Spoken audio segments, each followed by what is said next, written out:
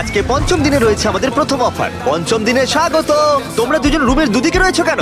কারণ সে সুযোগ আছে। ঠিক আছে, এদিকে এসো। প্রায় এক সপ্তাহ হতে চললো, কেমন লাগছে বলো? আসলে ব্যাপারটা হলো আমি ওর সাথে মানিয়ে চলার চেষ্টা করছি। আমার পক্ষে তো কথা বলাটাও কঠিন হয়ে যাচ্ছে। হ্যাঁ, তোমরা একসাথে চেনে বাঁধা থাকা অবস্থায় 5 দিন কাটিয়েছো, তাই সেটা সেলিব্রেট করতে একটা স্পেশাল অফার আছে। যাই হয়ে যাক না কেন, তোমাদের চেন আমরা ছোট করবই। ভাই প্রথম অফারটা হলো একটা 50 ফুটের চেন, তোমাদের এখনকার চেনটা থেকে 10 ফুট কম।